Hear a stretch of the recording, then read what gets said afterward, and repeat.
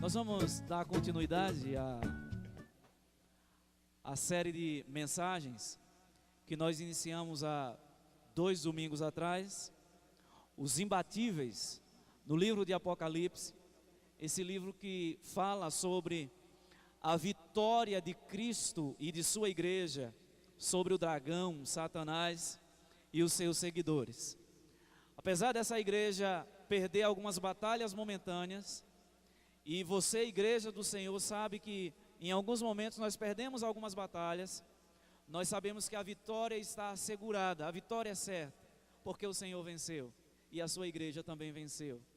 E os inimigos do Senhor não prevalecerão no dia do Senhor. Abra sua Bíblia, portanto, em Apocalipse, capítulo 1, do verso 4 ao verso 8. Apocalipse capítulo 1, do verso 4 ao verso 8.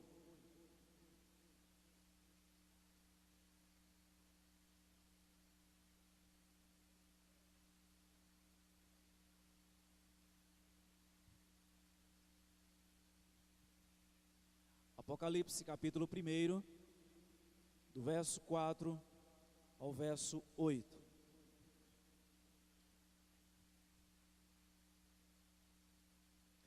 Acompanhe a leitura do texto da palavra do Senhor, que nos diz assim: João, às 7 igrejas que se encontram na Ásia, graça e paz a vós outros da parte daquele que é, que era e que há de vir, da parte dos 7 Espíritos que se acham diante do seu trono, e da parte de Jesus Cristo, a fiel testemunha, o primogênito dos mortos e o soberano dos reis da terra, àquele que nos ama e pelo seu sangue nos libertou dos nossos pecados e nos constituiu reino, sacerdotes para o seu Deus e Pai. A ele a glória e o domínio pelos séculos dos séculos. Amém.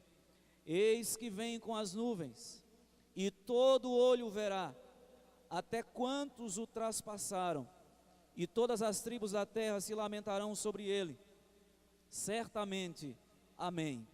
Eu sou o Alfa e o Ômega, diz o Senhor Deus, aquele que é, que era e que há de vir, o Todo-Poderoso. Até aqui. Qual foi a declaração de amor mais bonita que você já ouviu? Ou que você já viu alguém fazer para uma outra pessoa? A maior declaração de amor que nós encontramos nas Escrituras é a declaração de amor de Deus pela sua igreja. A maior expressão de amor que nós encontramos na Bíblia é o amor de Deus pela sua igreja. E esse amor, ele ganhou o seu exemplo maior quando Deus entregou o seu Filho Jesus para morrer na cruz por essa igreja. O próprio Deus dando a sua vida em favor da sua igreja. E quando nós olhamos no Antigo Testamento, nós percebemos o quanto Deus ama a igreja. E em Deuteronômio capítulo 32, versículo 10, diz que Deus olhou para o seu povo Israel, que estava no deserto, como uma mulher abandonada, e Deus então olha para esse povo, e a chama, e a atrai como a menina dos seus olhos. Meus irmãos, a igreja é a menina dos olhos do Senhor, e nós devemos amar a igreja, nós devemos ter apreço, respeito pela igreja do Senhor.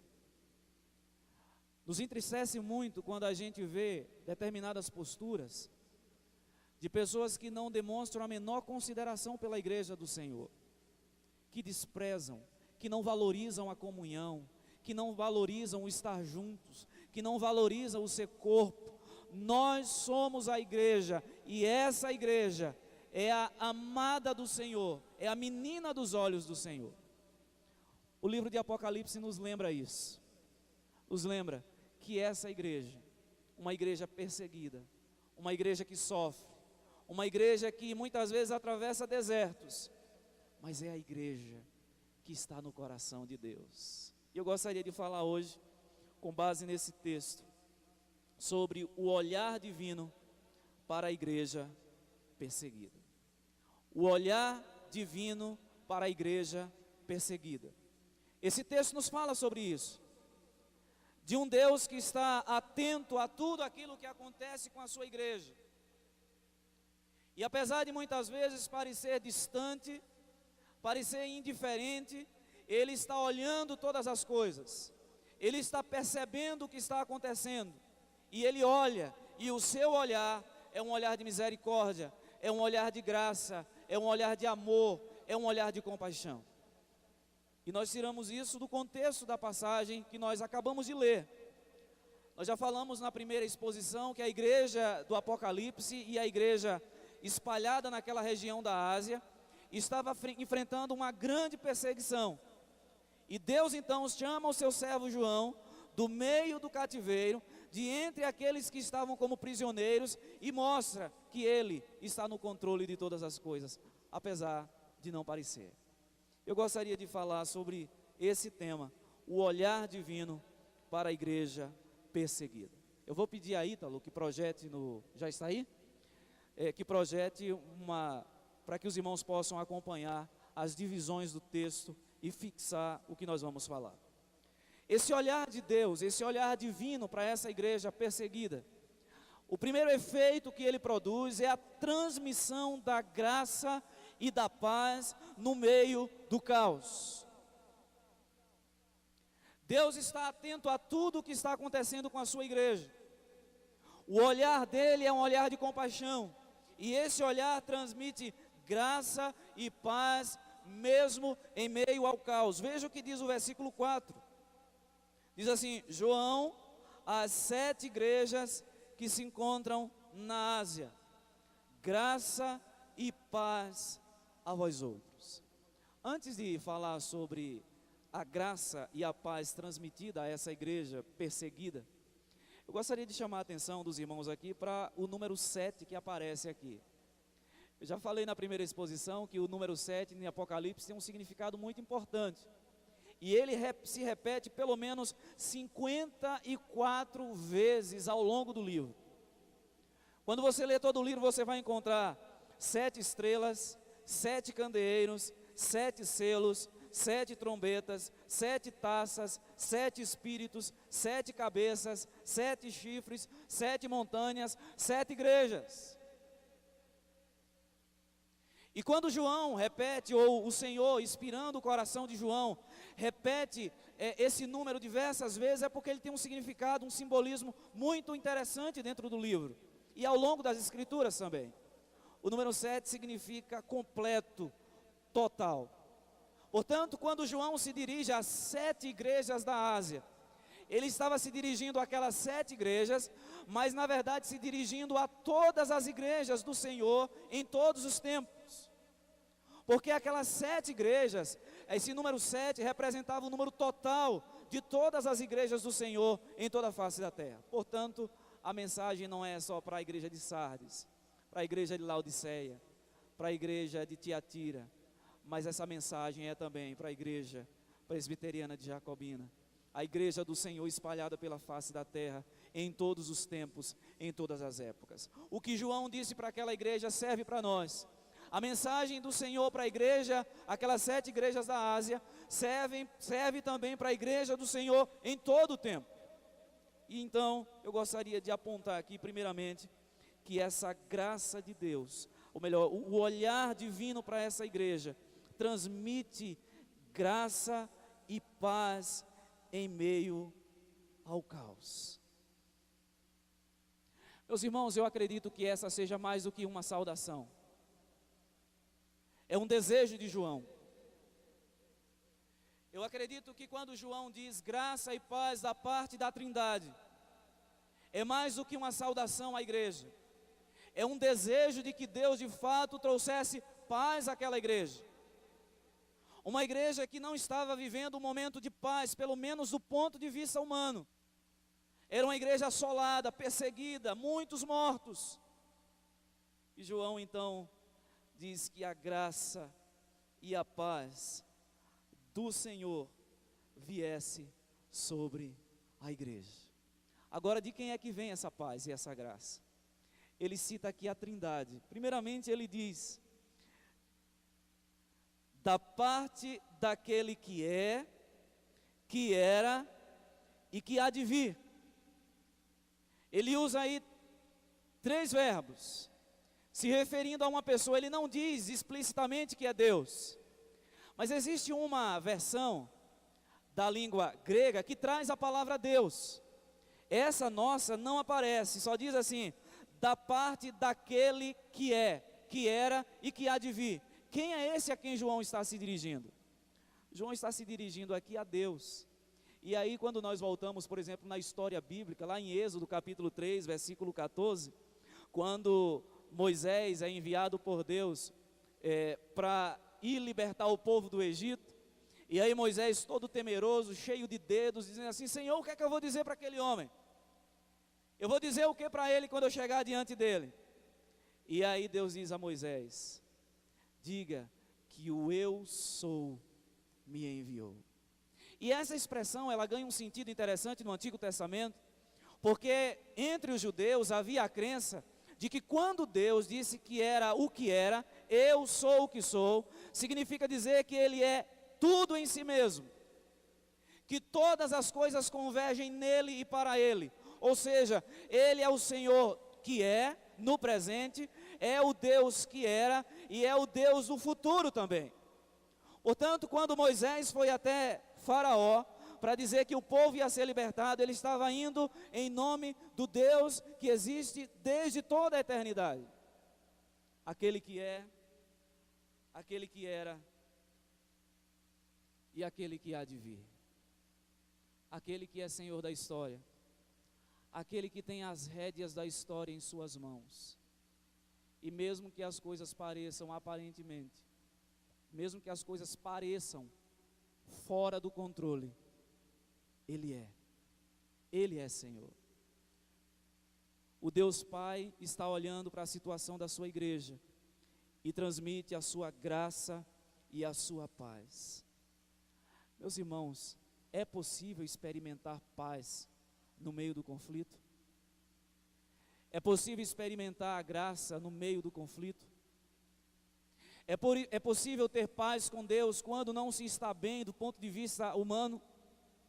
É possível que o coração tenha alegria, gozo, mesmo que as coisas não vão bem? João diz: o Deus de toda a eternidade, Ele transmite a sua graça, Ele transmite a sua paz para essa igreja sofredora.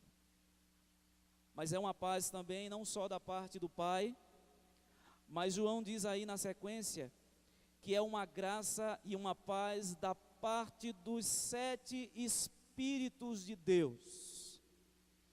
O que são esses 7 Espíritos de Deus? Alguns dizem que são anjos especiais, que foram designados por Deus para poder acompanhar a igreja. Mas quando João fala aqui 7 Espíritos, ele está novamente usando o número 7 para falar de algo completo, de plenitude. Então ao que João está se referindo aqui é o Espírito Santo de Deus, que veio à igreja de maneira plena.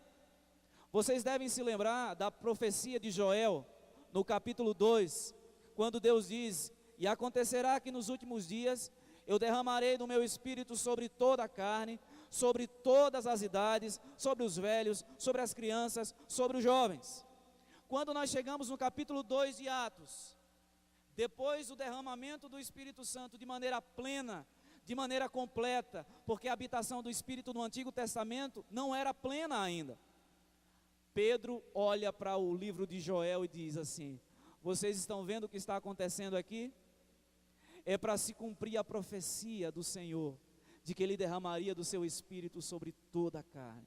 Portanto, quando João diz aqui que essa paz e essa graça era da parte dos 7 Espíritos de Deus, ele estava dizendo: esse Espírito que desceu no dia de Pentecoste, de maneira plena sobre a igreja, que seria o Consolador, esse Espírito envia a sua paz e a sua graça sobre vocês também.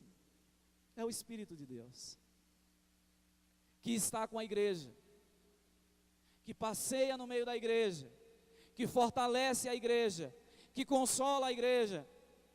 No capítulo 15 do Evangelho de João, momentos antes de Jesus, ali já estava se aproximando do fim do seu ministério público, do seu ministério terreno, e Jesus diz aos discípulos: não se turbem o vosso coração, não se perturbem, credes em Deus, crede também em mim. Na casa do meu Pai há muita morada, se não for assim eu vou-lo teria dito. E aí Jesus faz então a promessa: eu vou para o meu Pai, mas vocês não ficarão a sós, vocês não ficarão órfãos, eu vou enviar o Espírito do Senhor, e Ele testificará de tudo o que vocês ouviram a meu respeito. É esse Espírito que João está mencionando aqui, esse Espírito que habita no meio da igreja, que a fortalece, que a consola e que a encoraja. Mas é uma saudação não só da parte do Pai, não só da parte do Espírito Santo, mas é uma saudação também da parte de Jesus Cristo. O que diz aí o versículo na sequência? Vamos ler juntos, para você se despertar mais? Versículo 4, vamos ler juntos, Apocalipse 1:4. João, às 7 igrejas que se encontram na Ásia,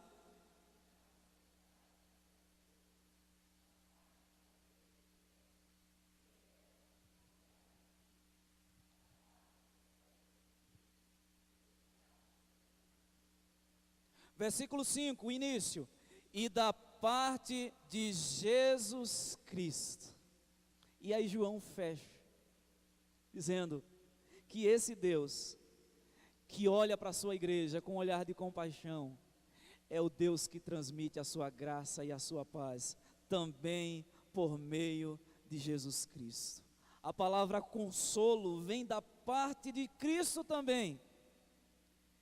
E ninguém mais do que Cristo sabia o que é ser perseguido, o que é ser oprimido, o que é ser subjugado, humilhado e morto.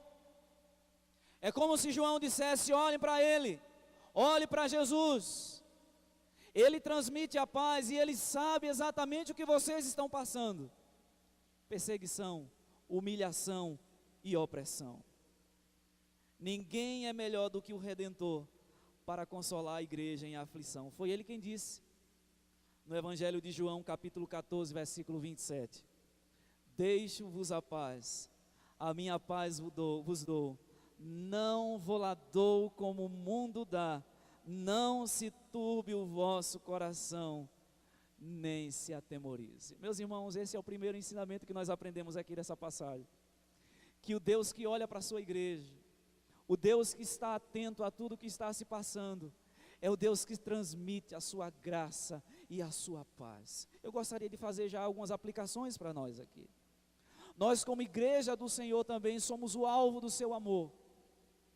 Eu gostaria que você entendesse nessa noite que Deus olha para a sua igreja e Ele transmite a graça e a paz, mesmo em situações adversas. Hoje à tarde nós saímos para ministrar a ceia para alguns irmãos, e eu gosto muito de visitar esses irmãos mais idosos, e por uma razão muito simples. Como alguém que está iniciando o ministério, a gente precisa muito de inspiração e de histórias de vida que nos impulsione, que nos encoraje. E é algo, irmãos, inexplicável quando a gente chega na casa de alguns irmãos, e apesar das enfermidades que eles enfrentam, eles dizem assim: olha, pastor, eu continuo firme na fé. Nós visitávamos uma irmã hoje para levar a ceia, e ela disse assim: essa semana eu passei uma angústia tão grande, e eu disse assim: Senhor, não aguento mais. E de repente ela disse que adormeceu. Ela disse que não desmaiou, ela disse que adormeceu. E quando acordou, ela disse que o coração dela tinha sido invadido por uma paz que ela não conseguia explicar. É sobre isso que João está falando. Essa palavra de João é para você também. que como servo de Deus talvez esteja enfrentando adversidades e lutas nesse mundo. Eu gostaria de dizer que o Senhor transmite a sua paz mesmo em meio aos conflitos. O Senhor ministra a sua graça ao coração da igreja, mesmo quando ela está aflita, mesmo quando você individualmente, que é a igreja do Senhor, está passando por lutas e adversidades, você pode experimentar a graça e a paz do Senhor. É algo inexplicável, você não consegue entender, porque todas as situações do contexto são desfavoráveis, mas mesmo assim você é invadido por uma paz inexplicável. Esse olhar de Deus, além de transmitir graça e paz, em segundo lugar, ele produz encorajamento pela pessoa de Cristo. A Bíblia é cristocêntrica. A Bíblia tem Cristo no seu centro do início ao fim, de Gênesis a Apocalipse. E a vida, a caminhada com o Senhor, ela se sustenta nessa base, sobre a rocha, sobre Cristo, sobre o Senhor da igreja. E aqui no livro de Apocalipse não é diferente. Observe que João gasta ou usa a maior parte do texto para falar sobre Cristo, sobre sua pessoa e sobre sua obra. Veja o que diz aí na sequência, versículo 5. Vamos ler juntos. E da parte de Jesus Cristo, a fiel testemunha.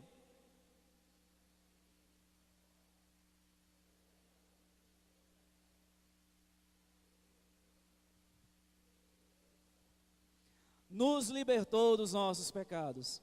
A primeira coisa que João fala aí a respeito de Cristo, que produz encorajamento para uma igreja que está perseguida, é que Cristo foi uma testemunha fiel.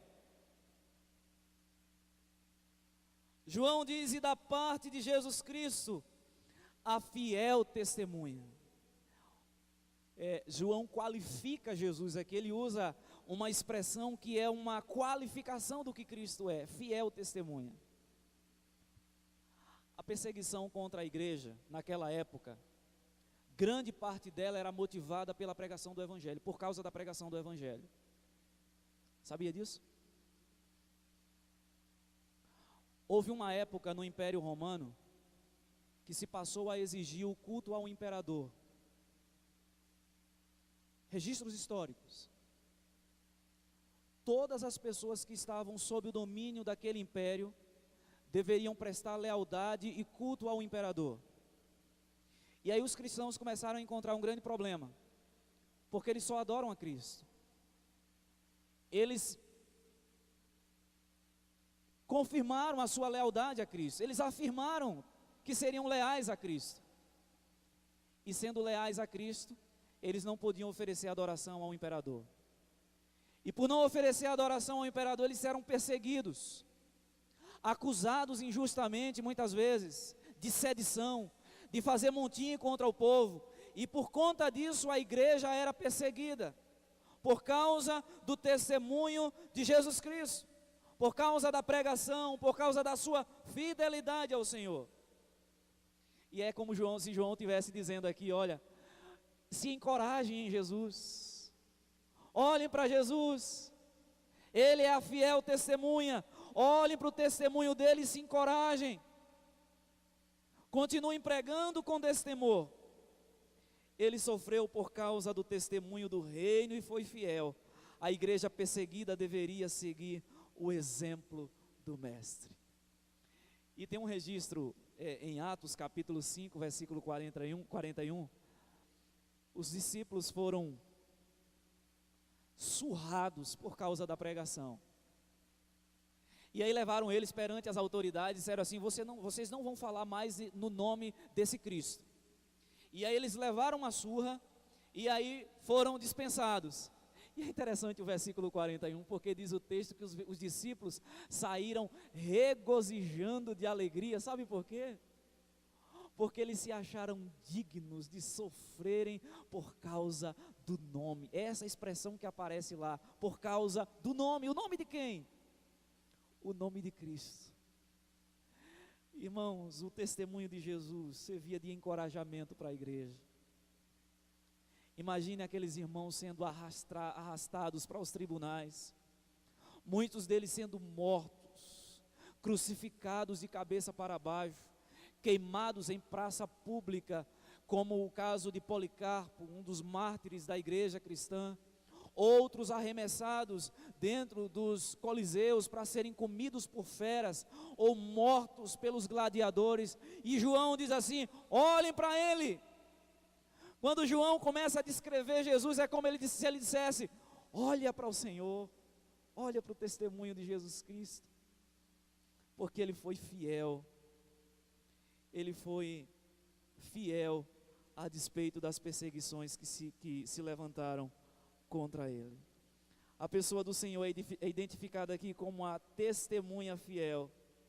É como se João virasse para a igreja e dissesse assim: continuem testemunhando como ele. Meus irmãos, João continua o relato a respeito de Jesus e ele diz mais, versículo 5 ainda. Ele diz que Jesus é a fiel testemunha e o primogênito dos mortos.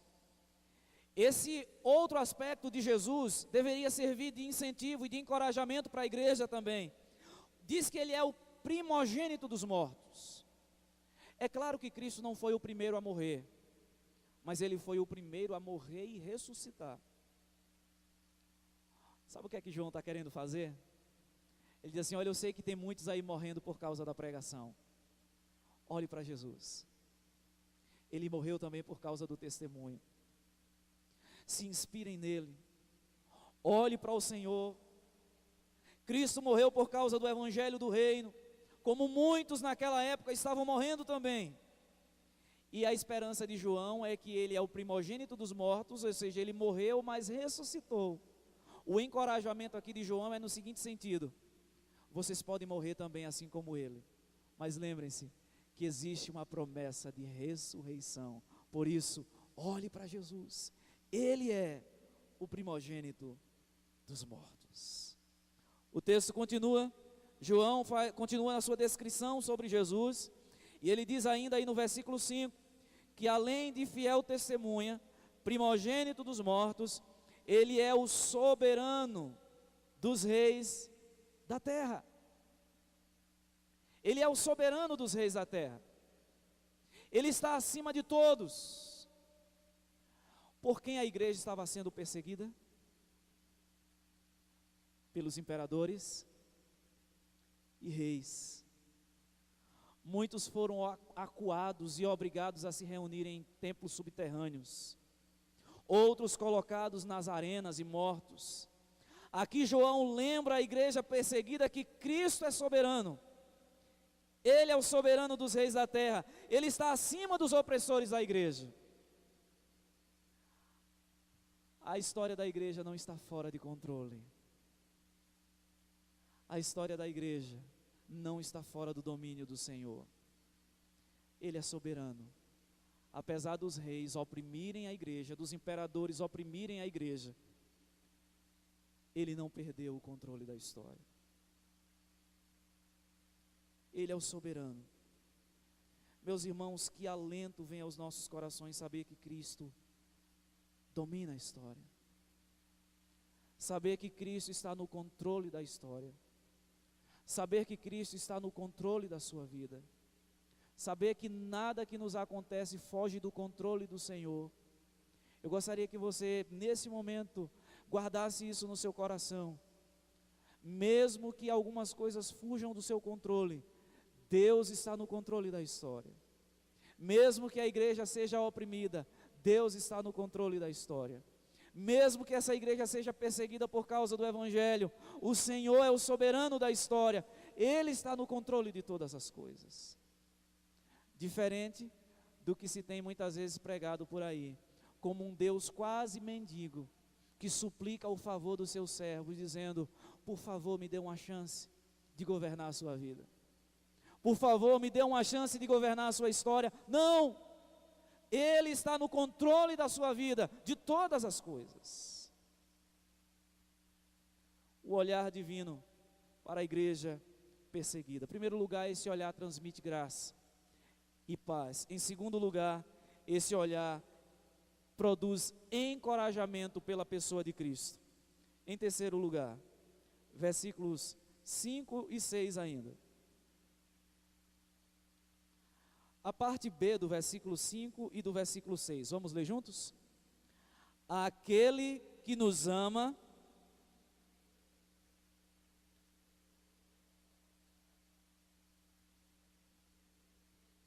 e sacerdotes para o seu Deus, a Ele a glória e o domínio pelos séculos dos séculos. João agora mostra que esse Deus que olha para a sua igreja, mesmo em meio à perseguição, esse olhar de Deus renova a confiança pela obra de Cristo. Primeiro, pela pessoa de Cristo, a fiel testemunha, o primogênito dos mortos, o soberano dos reis da terra. João agora começa a falar sobre a obra de Cristo. E a primeira coisa que ele nos lembra aí é que Ele nos ama. Quando nós sabemos que Ele nos ama, isso renova a nossa confiança. Ele ama a sua igreja. A expressão amar aqui está numa condição no original que significa assim, que Ele nos ama sempre. A ideia aqui é que Deus ama a igreja no presente, no passado, amou no passado, ama no presente e continuará amando no futuro. É o amor eterno. Com amor eterno eu te amei, por isso, com benignidade eu te atraí. Esse é o Deus que ama a sua igreja. Nós observamos ainda aí que esse amor de Deus pela sua igreja, que esse cuidado de Deus pela sua igreja, que renova a confiança, João nos mostra aqui que a obra de Cristo nos libertou dos nossos pecados. Aquele que nos ama e pelo seu sangue nos libertou dos nossos pecados. Jesus libertou a sua igreja do poder do pecado. Ele libertou a sua igreja da culpa do pecado. Ele libertou a igreja da mancha do pecado. Eles já tinham sido libertos, aqueles irmãos, da pior prisão que o ser humano pode experimentar, que é a prisão e a escravidão do pecado. É como se João dissesse para a igreja o seguinte: Cristo libertou vocês do poder do pecado e do império das trevas e das garras de Satanás, e em breve os libertará do poder opressor dos reis, imperadores romanos, mesmo que tal libertação venha pelo instrumento do martírio. Ele já tinha libertado a igreja do poder do pecado, e em breve a libertaria do poder das garras do Império Romano. João continua no versículo 6 e diz que a obra de Cristo que nos encoraja, que nos dá confiança, além dele nos amar, além dele nos ter libertado dos nossos pecados, diz mais que ele nos constituiu reino. Olha só que contraste. O povo que estava debaixo do pé do império, do reinado, João agora diz que aquele povo já havia sido constituído reino, rei, sacerdotes para Deus. Era uma mensagem de encorajamento. João dizia assim: isso em breve vai se acabar. Meus irmãos, qual é a nossa esperança? A nossa esperança não é exatamente essa, de que o Senhor um dia, conforme a promessa dele, irá livrar a sua igreja do poder, da opressão que ela porventura experimente nesse mundo. Essa é a nossa esperança, essa é a nossa confiança no Senhor. E João diz que além de constituir reinos, eles também seriam constituídos sacerdotes. A igreja podia estar presa pelo Império Romano, mas estava livre para acessar o trono da graça de Deus, sem nenhum impedimento, sem nenhuma dificuldade, sem nenhum empecilho. Em último lugar,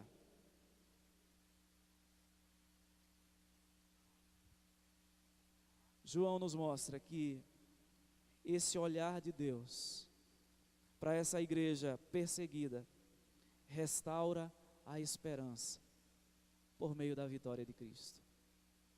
Primeiro, ela traz graça e paz.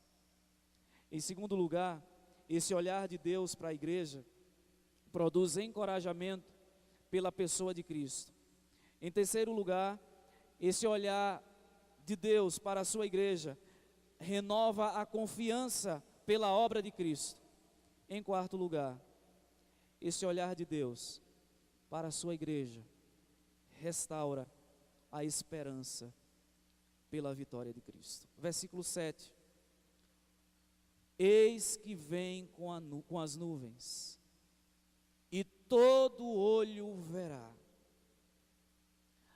Primeira coisa que João diz aqui a respeito da esperança é que Jesus virá. Segundo, ele diz que vem com as nuvens. Nuvens na Bíblia é sinal de autoridade, de poder, de soberania. Nós encontramos em Êxodo capítulo 13, versículo 21, quando o povo estava caminhando pelo deserto em direção a Canaã, diz o texto que o povo era acompanhado por uma nuvem. E aquela nuvem protegia o povo do sol do deserto. E à noite, durante a noite, o povo era conduzido pelo deserto por meio de uma coluna de fogo, para iluminar os caminhos, para aquecer no frio do deserto. Era esse Deus que estava conduzindo o povo pelo deserto. João diz que em breve Jesus virá. Ele virá com as nuvens, nas nuvens, com poder e autoridade. E diz mais que todo olho verá, até mesmo aqueles que o traspassaram, até mesmo aqueles que o feriram na cruz. E aí João diz que todas as tribos se lamentarão sobre ele. Todas as tribos se lamentarão no grande dia do Senhor.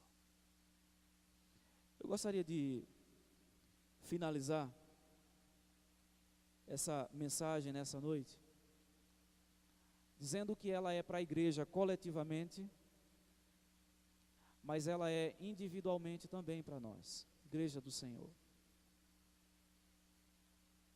Lembre-se, Deus está olhando para todas as coisas.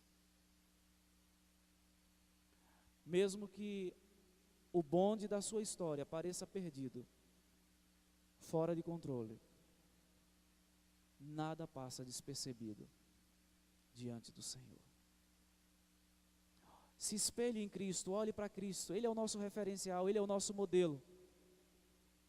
E lembre-se que Ele foi vitorioso, e Ele disse que a sua igreja também seria vitoriosa. O livro de Apocalipse é a mensagem de Cristo e a sua igreja vitoriosa contra Satanás e os seus seguidores derrotados. Ele está no controle de todas as coisas. Amém. Vamos orar nesse momento?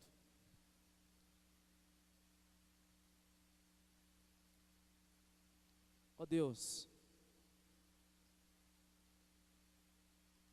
nós sabemos que o Senhor ama profundamente a tua igreja. A maior expressão do teu amor pela igreja foi quando o Senhor enviou o teu Filho, Jesus, para se entregar por ela, para morrer por ela. Ó Deus, muito obrigado porque o Senhor continua a falar a essa igreja, a fortalecer essa igreja, a encorajar essa igreja, que não está mais debaixo da opressão do Império Romano, mas, ó Deus, está numa luta diária, como diz o apóstolo Paulo na sua carta aos Efésios, contra os principados e potestades, contra os dominadores desse mundo tenebroso. Essa é a igreja militante, a igreja sobre a face da terra, que é chamada para ser fiel testemunha, que é chamada para pregar o evangelho sem temor, sem medo.